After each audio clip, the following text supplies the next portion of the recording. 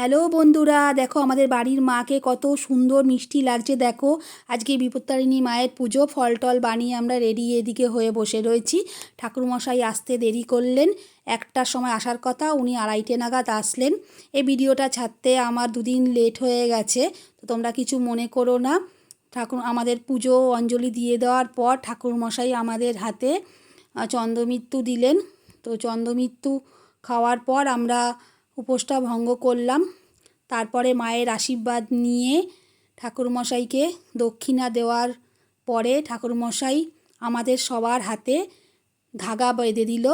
সবার মঙ্গল কামনা করলাম, সপরিবার মিলে যেন সুস্থ থাকি, ভালো থাকি, এটাই ঠাকুরের কাছে প্রার্থনা করি। তারপর তোমাদের তো আমি 13 রকমের ফলটা দেখাতে পারলাম না ভিডিও আর কি, এত ব্যস্ততার মধ্যে। তো 13টা লুচি আর আলুর তরকারি করেছি, খাচ্ছি, 13 গ্লাস জল খেয়েছি। তো টাটা বন্ধুরা।